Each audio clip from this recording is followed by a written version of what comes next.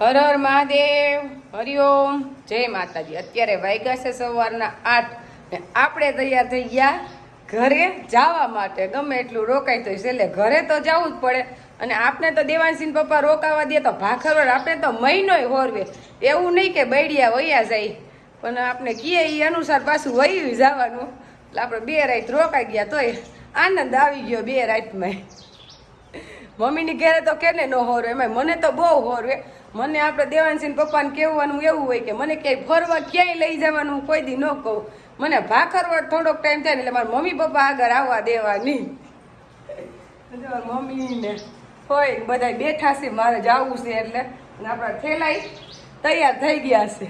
થેલો તો હું દેવાંશ 2 મા દીકરો હોય એટલે જીનકો એવો જ હોય। જોકે જવાનું મને તો અહીંયાથી મન જ ન થાય ભાખરવડથી। એમાં દેવાંશી રોવે છે નથી જવું, થાકી ગયો। પણ એને પ્રીતિ માસી ફોન લાવીને વેફર લેવા લઈ ગઈ। પપ્પાને હમણાં ફોન કર્યો કે અમારે રોકાવું છે એમ। કીધું રોકાવું નથી, આપણે અહીંયા તલ ખેરવાના છે। દેવાંશી રૂહી નથી, નકર તો આપણે હજી 4-5 દી રોકાઈ જાય, હજી વેકેશન ને થોડાક દિવસની વાર છે। ને આપણે ચક્કીનો માળો કાલે જ બાંધ્યો, પણ આજ જો રેવાયું થઈ ગયું, એ આવવા માંડી અંદર, એટલે એનું ઘર થઈ ગયું સરસ। નકર જાય મીટરમાં હતા, પણ હવે એ મીટરમાં નહીં જાય, અહીંયા જાય છે। ત્યાં પાછું નહીં ખા ચોખા, ચોખા ખાવા આવે। 2 ચક્કીઓ એવા એ થઈ ગઈ। દેવાંશ ને જો હિંચકો નાખે છે ને તો કાંઈ વાંધો નથી થાકી ગયો, ને અત્યારમાં રોવે છે। અને અમે ઘરેથી આવ્યા ને બરડિયાથી ત્યારે નહોતો થાકી ગયો, અત્યારે થાકી ગયો છે, એટલે ઘરે નથી જવું, ભાઈને રોકાવું છે ને, હે જવું છે તો ડાયો લે। હમણાં પપ્પાએ વાત કરીને એટલે પપ્પાએ સમજાવી દીધો કા। આપણે જો ગાડી આવી ગઈ, મારા ફઈને એ જાય છે વીરપુર ગઢડા, અને આપણે અમારા ફઈ છે એની હારે જવાનું છે મેંદેડા લગન, એટલે આપને એ લેતા જાય ત્યાં લગન એની ગાડીમાં, પછી ત્યાંથી બસમાં બેસી જાઓ।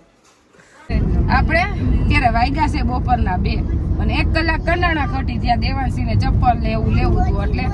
અને આજ તો થાકી ગયા, બસો બધી કાપેલી છે। વડાપ્રધાન આવે એટલે પબ્લિક તો દુખી જ હોય, વડાપ્રધાન કેટલા સેટા આવતા હોય પણ પબ્લિક બધાય દુખી હોય, એટલે બધાને ખબર પડે કે વડાપ્રધાન આવે છે।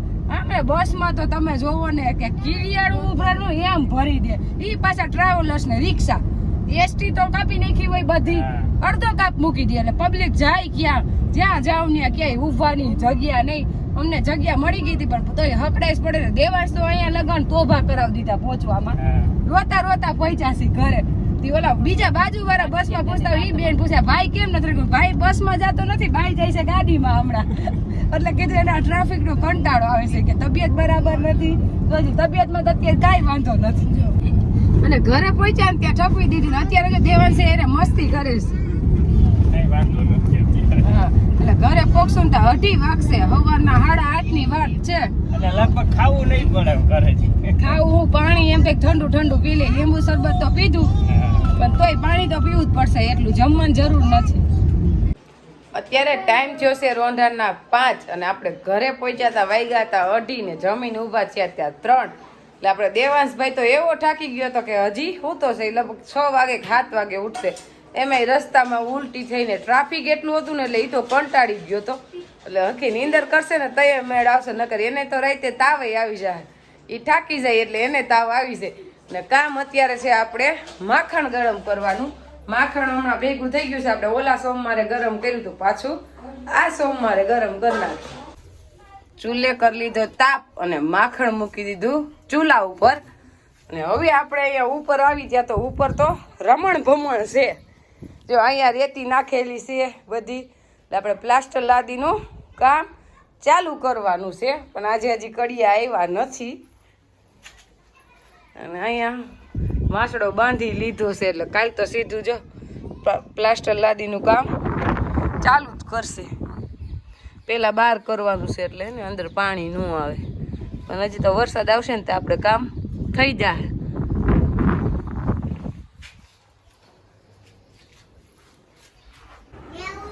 આપણું માખણ ગરમ થઈને બની ગયું ઘી, અને ઘી આવી રીતના આપણે કોટનના કપડે ગાળી લઈને એકદમ ચોખ્ખું જો, ને સુગંધ સરસ આવે, ને પીળું પીળું જ હોય ગાનું ઘી તો। હવે ડબરામ ગાળી ને કોટન ને કપડે થી ગાળીને એટલે કીટું જરીએ નો જાય એટલે ઘી તમારે ગમે એટલો ટાઈમ રહે તો વાસ ન આવે ઘીમાં. કીટું નો જવા દો ને એટલે ઘીમાં વાસ આવે જ નહીં, એમ સુગંધ જ આવે. વાડીએ આવ્યા ત્યાં તો રેતીનો સારેલ ઢગલો તૈયાર. એટલે મને તો એમ કે દેવાનસિંહ પપ્પાએ સાયરી કે હું જો આ હે ને આપણે નો સારવાની હોય, ઉધડું દીધું હે એટલે સારી જાહે, અહીંથી ભરી લે હે અને ઘરે ઠલવીને ઉપર સળાવી દે હે. બધું આપણે ઉધડું દઈ દીધું એટલે આપણે કઈ આમાં કરવાનું નથી. એટલે માણસો જ આવીને સારી ગયા હે કમ્પ્લેટ. જો એટલી હે ને સારી એટલે એક ટ્રેક્ટર ઘરે ઠલાઈ વાહી અને એક ટ્રેક્ટર સારેલું પડ્યું હે ને હજી એક ટ્રેક્ટર જેટલી સારવાની બાકી છે.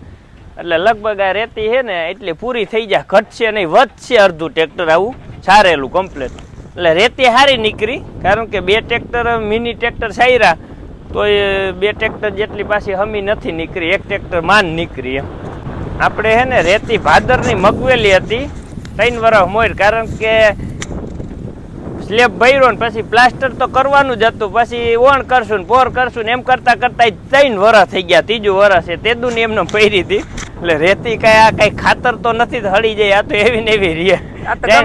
તમારે સ્ટીલ ના પિત્તર ના ઠામ પડ્યા રે એવી રીતે પડ્યા રે, અને કઈ થાય નહીં. આપણે અહીંયા અસલ હાસવીને જ રાખી ફરતા બેલા મૂકી દીધા. એટલે એમાં કે 5 તગારાય બગડી નથી 3 વર્ષમાં, નકર 3 વર્ષમાં ઢગલો કર્યો હોય ને વિખાઈને વેરાઈ જાય, પણ આપણે 3 વર્ષમાં આમાંથી 3 તગારા બગડી નથી. અને એ પાછું અસલ અહીંયા વાડીએ માણસો રહેતા એને સરસ બેહવાનું તેજ તેવું થઈ ગયું, પલંગ જેવું મજા આવતી. હા, હવે એને આ બધી જગ્યા પછી ખાલી થઈ જાય. હા એવું. શું કર્યું, તલના ઉભડા બાંધ્યા કે નહીં? તલના ઉભડા બધાય બંધી કમ્પ્લીટ થઈ ગયા. તમે બાંધ્યા કે બાંધવા? નાનજી બાપાએ બાંધી દીધા. તો વાંધો નહીં, બધાય બાંધી દીધા ને હુકાઈ ગયા હે, અને લગભગ 3-4 દી પછી ખરી જાહે. હવે અત્યારે ફેરવવો હોય તો ફેરવી હકી, પણ આપણે ફેરવવા નથી. એનું કારણ એ છે કે જો પવનની ઝપટ આવે ને જો એકવાર ફેરવી નાખો ને તો ઉબડું હાથમાં રીએ નહીં, તલઈ ન ખરે ને ઉબડી ન રે. ના ના, એ બધું પછી એમાં બહુ કઈ રીએ ને, એક ફેર ખેરો ને હરખાઈએ એટલે એ એક ફેરામાં ખરી જાય, પછી તો ખાલી બે કે અઢી બાસકા જ નીકળે, બાકી પેલી ફેરામાં જ બધાય જાજા ખરી જાય બપોર પર ખેરીને. એટલે હુકાઈ હરખા પછી ને એટલે એકાઈ રે પરબર હે ને 4-5 દી જાહે ને ખેરી નાખશું બધાય. આપડી ગોમતી તો મજામાં જ હોય, આખા આપડે પાસે બેહી રહેલે જો આમ ચાટવા માંડે, જો કઈ ઘટે જ નહીં, મોઢું ચાટે. તો માથું મંડે સાટવા. હા, હમણાં બેહીને બાંધતી હતી ને વાંચી ફેરવી ને તો મોઢું સાટવા માંડી, પણ મોઢું તો એની જીભ લાગે આપને. અલે આપણે ગોમતી ને તો એટલું હજી વાર છે, અત્યારથી તાજી બહુ ન કરાય, પણ ગંગાથી જાજુ આને ખોરાક આપવો છે આપણે, ખોળ ને બધું. પણ અત્યારે એને શું છે, ખાવું છે એટલે ઘૂમરા મારે છે. એને ખબર પડી જાય અત્યારે ખડ હમણાં નાનજી બાપા વાટીને આવશે ને એટલે ખાવું છે. આપણે ભાખરોડ વસુધા ની બેન આનાથી 1 વેતર પેલાની છે, પણ હજી આવડી જ છે. એ તમે કીધું કાકી પૂછતા હતા ને હું ગઈ એને વાડીએ કાલ, એટલે મન કે શું કરે અમારી ગાય ને પગ નો સાટવા દેવાય, પાપ લાગે. હાથ સાઈડ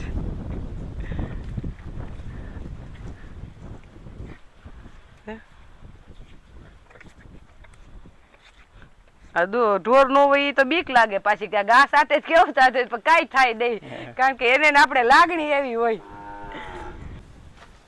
અને ગંગા ને અને દેવાનસિંહ પપ્પા ને જાજી દોસ્તી છે ને આપણે ગોમતી આવી, અમાર ગોમતી માર મયરિયાની છે ને એટલે. હા હે ને, અને આ તો અમારી ઘરની જ પારેલી છે. દેવાનસિંહ મમ્મી છોડે ઓછી ને એટલે એમ થાય થોડુંક ગજાયણું. એવું છોડવામાં મને બીક નથી લાગતી, મને મારતી નથી, ભાગે નહીં વાંધો આવે. અને એને સીધું હમણાં છે ને મસ્તી કરવી હોય, ઠેકડા મારવા વહી જવું હોય. આપણે ગામમાં કામ હાલે એટલે ગાડી આપડી હવે વાડીએ જ રાખવાની. હવે દોવાનો ટાઈમ થઈ ગયો છે ગંગાને.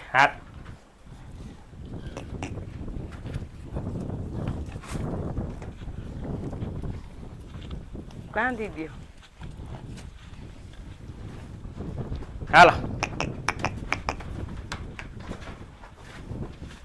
ગંગા અમારી સે હાસુ હોનું એક ગા છે અમારે, એમાં અમારે ઘી થાય, આખું ઘર દૂધ ખાય, પણ સેજ દોવામાં કેવરાવે. એટલે બધાય ગુડ, સૌડા ગુડ સરપંચ નો હોય. રાઈસ થી જ અમે એને હજી નોંધણું વારી છી. રાઈસ હમણાં કરો તો ઘા. આપણે ગંગાને નોંધણું કેમ વારી? જો કે આમ ઘા કરીને આમ રાખી દઈ, એક જણ ઓલી બાજુ ને એક જણ આ બાજુ આમ લઈને પછી નોંધણું વારી દેવું. એક નોંધણું વારવાનો પ્રશ્ન છે, પછી તો પલોઠી વાળીને દોઈ લે ને તોય પછી હલે નહીં. પણ પછી એમાં એવું હોય કે જેવું કાર્ય હોય ને એ રીતે આપણે પદ્ધતિ અપનાવવી પડે. આ થોડીક લાંબી રાઈસ રાખવી પડે ને પછી તમે એક જણો હમે હમો થઈને નોંધણું બાંધી દેવાનું એટલે બંધાઈ જાય. એટલે આપણે એને કઈ હેરાન ન કરવી, આપણે હેરાન થાય નહીં અને ગાને બહુ હેરાન કરાય નહીં. એટલે થોડુંક કેવરાવે છે પણ હાલે છે આપણું, એનું આમ સેટિંગ આવી ગયું છે. મેન વસ્તુ કેમ દોવી તમને ખબર પડવી જોઈએ.